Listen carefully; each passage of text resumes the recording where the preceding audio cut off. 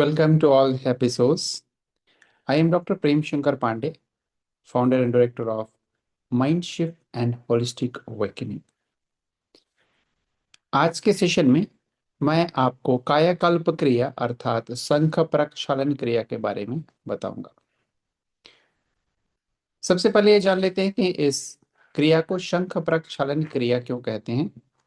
क्योंकि ये हमारे शरीर के अंदर जो हमारी आंतें होती है, इंटेस्टाइन होती है, जिसकी शेप ठीक शंख की तरह होती है,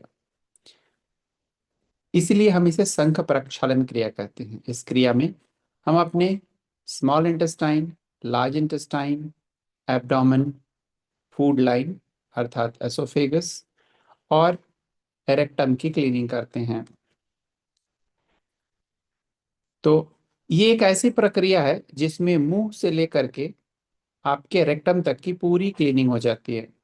यह एकमात्र ऐसी डिटॉक्स प्रक्रिया है जिसमें आपके डाइजेस्टिव सिस्टम पूरा क्लीन हो जाता है। यहाँ से माउथ से शुरू होता है और रेक्टम तक क्लीन हो जाता है।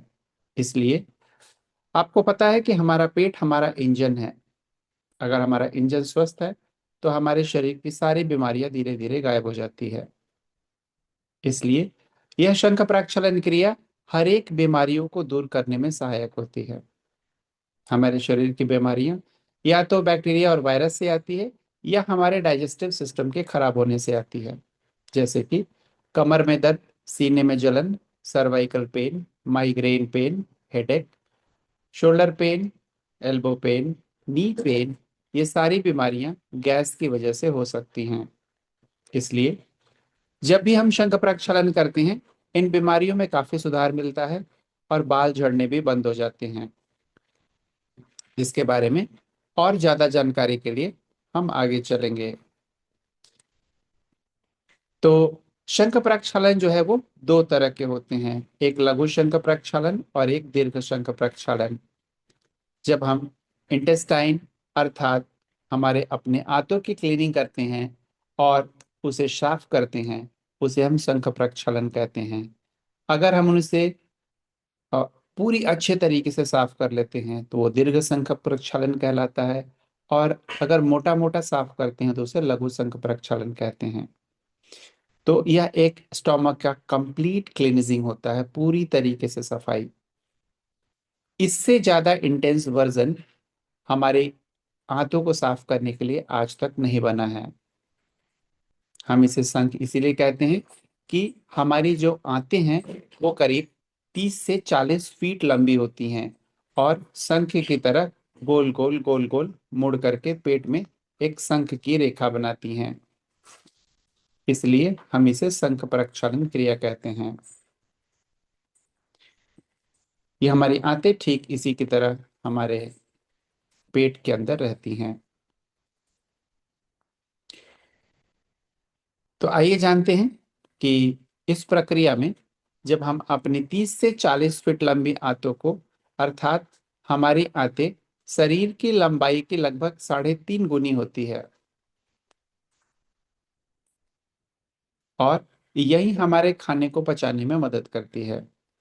अगर आपके गट अर्थात आपकी बड़ी आंत स्वस्थ नहीं है तो आपके दिमाग में कई सारे विचार, बुरे सपने, अनिद्रा की बीमारी, नींद नहीं आना, डिप्रेशन, एंजाइटी, टेंशन, मन में डर बना रहना, ये सारे लक्षण आपके गट के गंदे होने के हो सकते हैं।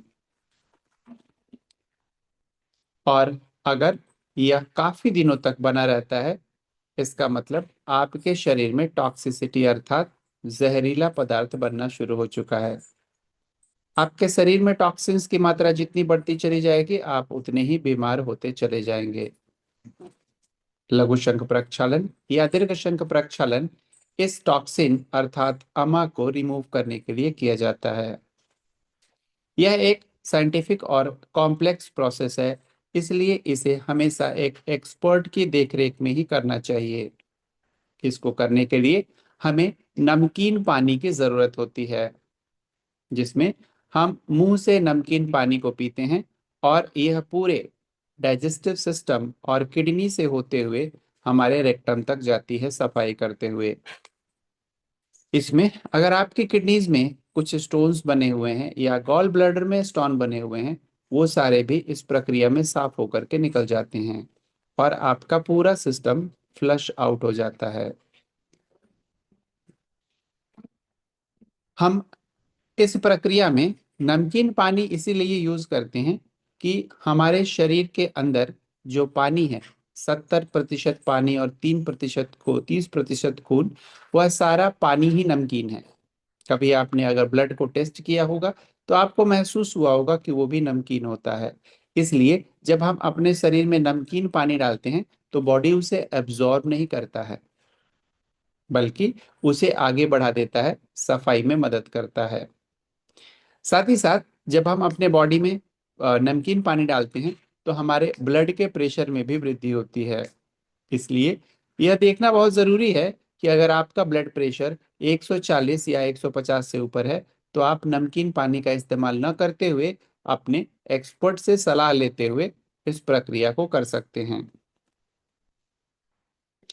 अगर हम बात करें कि इससे स्ट्रेंथ और एनर्जी पर क्या प्रभाव पड़ता है, तो जब आप इस क्रिया को करेंगे तो उस क्रिया को करने में कई सारे आसन कई बार करने पड़ते हैं, इसलिए आपके शरीर में कमजोरी जरूरी दिखाई देती है। इसलिए इसे उसी दिन करना चाहिए जब आप पूरी तरह से फ्री हो, जैसे कि रविवार संडे के दिन इस प्रक्रिया को करना चाहिए। शुरू के 4 से 5 घंटे में आपके शरीर में वीकनेस या कभी कभी किसी किसी को हेडेक की भी समस्या होती है, क्योंकि शरीर से जब टॉक्सिन बाहर निकलता है तो शरीर को यह समझने में समय लगता है कि शरीर से आखिर क्या निकल गया। और जैसे ही आपके अनकॉन्शियस माइंड को यह पता चलता है कि आपने अपने शरीर को साफ किया है, और 4-5 घंटे में वो अच्छे तरीके से समझ जाता है और फिर से आपकी एनर्जी वापस आने लगती है।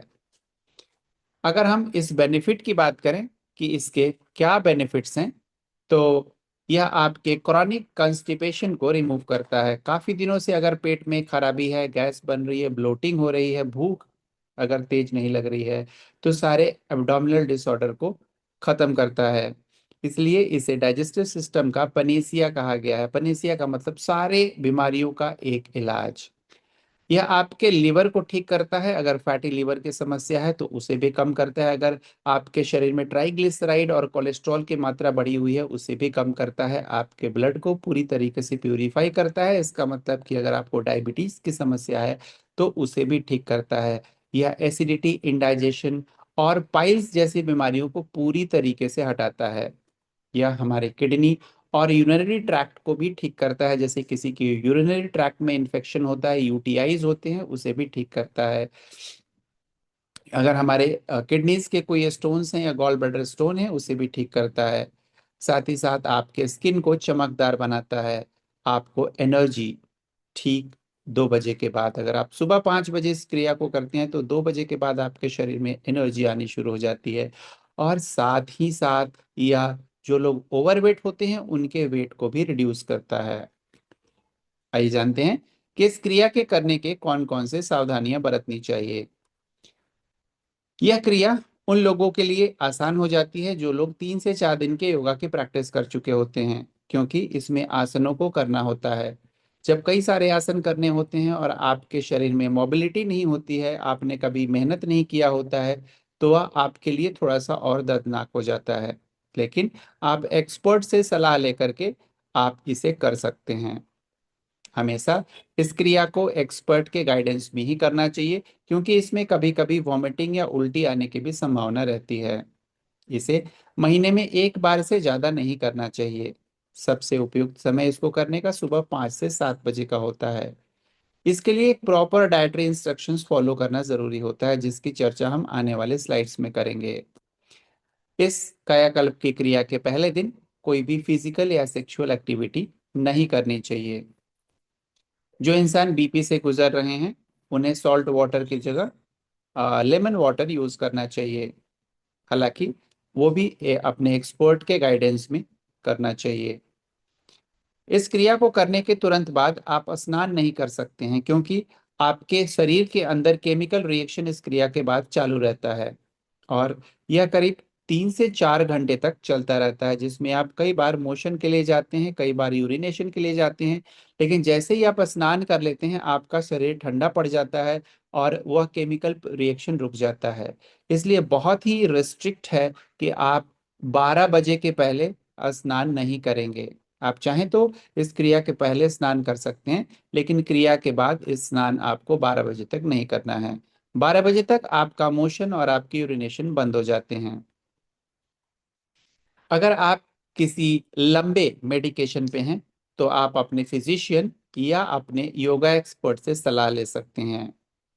जिन लोगों को यह क्रिया बिल्कुल नहीं करनी चाहिए, वो हैं हर्निया के पेशेंट, प्रेग्नेंट वुमेन, अल्सर के पेशेंट, कोलाइटिस के पेशेंट। इसके साथ ही साथ वो लोग जिनका सी सेक्शन हुआ है, खासकर लास्ट के 1 साल में, तो उन्हें यह क्रिया नहीं करनी चाहिए। अगर 1 साल से पहले सी सेक्शन डिलीवरी हुई है आपकी, तो आप अपने एक्सपर्ट से सलाह लेकर के, अपने योगा एक्सपर्ट से सलाह लेकर के इस क्रिया को कर सकते हैं। अगर आप अपने मेंस्ट्रुअल साइकिल से गुजर रहे हैं और आपका पहला, दूसरा और तीसरा दिन चल रहा है, तो आप इस क्रिया को नहीं करेंगे, क्योंकि इसमें शरीर पहले से ही कमजोर होता है और इस क्रिया को करने के बाद हालत बद से बदतर हो सकती है। इसलिए मेंस्ट्रुअल साइकिल में इस क्रिया को अवॉइड करना है। अब हम आते हैं कि वो कौन कौन से डाइटरी प्रिकॉशन लेने हैं। संघ प्रक्षालन के पहले दिन डिनर आपका 5 से 6 बजे तक कंप्लीट हो जाना चाहिए। एक दिन पहले शाम को डिनर में आप मूंग दाल की खिचड़ी लेनी है। अगर आप किसी ऐसी परेशानी में हैं जहां पर आप घर पे मूंग दाल की खिचड़ी नहीं बना सकते हैं, तो आप किसी भी फल को ले सकते हैं। 6 बजे के बाद कोई भी भोजन अलाउड नहीं है। शाम के समय एक दिन पहले आपको कोई भी एक्सट्रीम हार्ड वर्क या आसन नहीं करना चाहिए। अब हम बात करते हैं कि यह क्रिया कैसे करनी चाहिए। इस क्रिया के लिए हर एक इंसान के लिए 3 से 4 लीटर पानी की जरूरत होती है। जिसकी हाइट कम है, जैसे कि फीमेल की हाइट कम होती है, तो उनके लिए 3 लीटर और मेल के लिए करीब 4 लीटर पानी की जरूरत होती है। इस पानी को एक दिन पहले ही अगर आप रात को पूरी तरीके से बॉईल कर देते हैं और रात भर छोड़ देते हैं, तो यह रात भर में अच्छे तरीके से सेटल हो जाता है और सुबह आप उसको यूज कर सकते हैं। अगर आप रात को गर्म करना भूल गए हैं, तो आप सुबह में भी उसे गर्म करके यूज कर सकते हैं। लेकिन आप पूरा बॉयल करेंगे तो फिर वो ठंडा नहीं होगा। इसलिए बेहतर यही होता है कि आप रात को ही एक दिन पहले उसे गर्म कर दीजिए। अगले दिन जब आप उसको पीना शुरू करेंगे, तो एक बार में 2 ग्लास पानी पीना होता है। ग्लास में नमक मिलाते जाएंगे और पानी पीते जाएंगे। नमक की मात्रा बिल्कुल उतनी ही चाहिए होनी चाहिए जिसमें कि आपका पानी ना फीका लगे ना जहरीला लगे, ठीक वैसे ही जैसा कि आप ना दाल में नमक डालते हैं। साथ ही साथ 2 ग्लास पानी पीने के बाद 5 आसनों को करना होता है, जो आपके एक्सपर्ट आपको सिखाएंगे। अगर आप मेरे साथ कर रहे हैं, तो आप मेरे साथ 5 आसन करेंगे। हर एक आसन को 8 बार करना होता है, जिससे कि आप अपने पेट पर प्रेशर देते हैं और जो पानी ऊपर से पिया होता है वो नीचे की तरफ जाता जाता है। जैसे ही आपको पहली बार प्रेशर का एहसास होता है, आप तुरंत वॉशरूम की तरफ जा सकते हैं। वॉशरूम में जाने के बाद आपको हाकिनी मुद्रा लगानी होती है। हाकिनी मुद्रा के लिए दोनों हाथ की सारी उंगलियों को एक साथ जोड़ करके आपको वॉशरूम में बैठना होता है। जैसे ही आप हाकिनी मुद्रा लगाते हैं, आपके शरीर के करंट एक तरफ से दूसरी तरफ प्रवाहित होने लगता है और आपका प्रेशर बढ़ जाता है। कम से कम 3 से 4 बार जब आप वॉशरूम जाते हैं, तो आपका मोशन बिल्कुल क्लियर हो जाता है और साफ हो जाता है। अगर 5 से 6 बार जाने की भी जरूरत पड़े, तो आप जा सकते हैं। दीर्घ शंख प्रक्षालन में 7 से 8 बार भी जाया जा सकता है। जब पहली बार मोशन जाएंगे, तो आपका मोशन बहुत हार्ड होगा, लेकिन जैसे जैसे आप दूसरी और तीसरी बार जाते जाएंगे, वह धीरे धीरे लूज और फाइनली एकदम पानी की तरह आना शुरू हो जाएगा। जब पानी साफ आने लगे, तो यह समझ लेना है कि आपका पूरा डाइजेस्टिव सिस्टम क्लीन हो चुका है। आप पूरी तरीके से स्वस्थ और स्वच्छ हो चुके हैं। सेशन को खत्म करने के पहले और सेशन को छोड़ने के पहले अपने एक्सपर्ट से एडवाइस लेना जरूरी है, जिसमें आप यह बता सकते हैं कि पानी कितना क्लीन हो चुका है और आप कैसा महसूस कर रहे हैं। इस क्रिया के दौरान आप तड़ासन, त्रियक तड़ासन, कटी चक्रासन, त्रियक भुजंगासन और उदर कर्षण आसन जैसे 5 आसनों को करते हैं। अब हम बात करते हैं कि सेशन खत्म होने के बाद आपको क्या करना है। जब आप शंख प्रक्षालन खत्म कर लेते हैं, उसके बाद जल धौती क्रिया की सलाह दी जाती है। जल धौती क्रिया में आप कम से कम फ्रेश वार्म वाटर बिना सॉल्ट के 3 से 4 ग्लास पी सकते हैं। कम से कम 1 ग्लास तो पीना ही चाहिए। उसके बाद आप शवासन में 45 मिनट तक योग निद्रा करेंगे। योग निद्रा का वीडियोस आपके साथ आपके एक्सपर्ट शेयर करेंगे। ध्यान रहे कि आप इसमें सोने की कोशिश ना करें। सोएंगे तो हो सकता है कि आपको हेडेक हो जाए या कोल्ड कफ फीवर पकड़ ले। इसलिए प्रयास करना है कि योग निद्रा में सोया ना जाए। उस दौरान आपको यूरिनेशन या मोशन लगता है तो आप आराम से अपने वीडियोस को पॉज करके यूरिनेशन या मोशन के लिए जा सकते हैं और फिर से वापस आके शुरू कर सकते हैं। अगर बहुत ज्यादा गर्मी नहीं है तो फैन और एयर कंडीशनर को यूज नहीं करने की सलाह दी जाती है। अगर जाड़े का समय है तो आपको ब्लैंकेट अवश्य यूज करना चाहिए ताकि आपके बॉडी का टेम्परेचर मेंटेन रहे।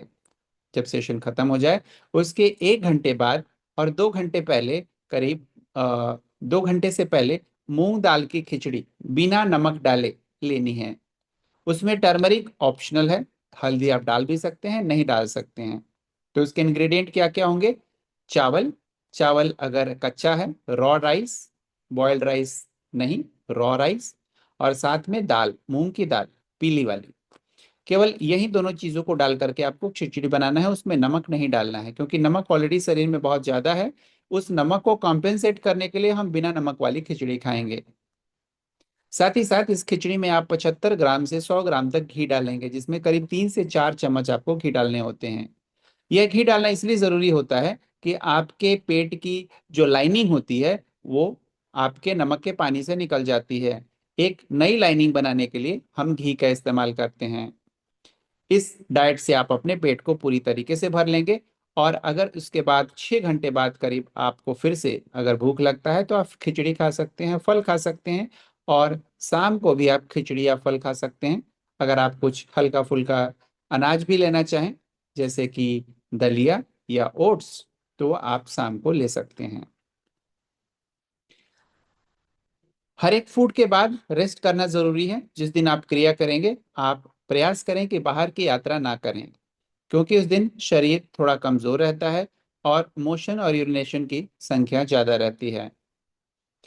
इस सेशन को करने के 1 हफ्ता पहले ही आपको जंक फूड, स्ट्रीट फूड, बाहर के भोजन, अल्कोहल, नॉन वेजिटेरियन, स्मोकिंग, चाय, कॉफी, गुटखा, spicy food, fry food, oily food, ice cream, cold drink बंद कर देना चाहिए। इस सेशन को करने के बाद करीब 1 हफ्ते तक ताजी सब्जियां, ताजे फल, दाल, सोयाबीन, चावल, चपाती, स्प्राउट्स, ड्राई फ्रूट आपको लेना चाहिए। कोई भी एलोपैथिक मेडिसिन नहीं लेने की कोशिश करेंगे, खासकर जब आप क्रिया के 1 दिन पहले या क्रिया के अगले दिन। एंटीबायोटिक्स तो बिल्कुल मना है। एंटीबायोटिक का आजकल कोई वैसे रोल भी नहीं रहा है। एंटीबायोटिक बिल्कुल यूजलेस हो चुके हैं, इसलिए एंटीबायोटिक को कोई भी रिकमेंड नहीं करना चाहेगा। इसी के साथ आज का हमारा संघ प्रक्षालन का प्रोग्राम यहीं पर मैं समाप्त करूंगा। और कभी भी इस शंख प्रक्षालन से रिलेटेड कोई भी क्वेश्चन है तो आप कमेंट बॉक्स में या दिए गए नंबर पर आप डायरेक्टली मुझसे व्हाट्सएप करके पूछ सकते हैं। See you on the mat in शंख प्रक्षालन क्रिया। Take care.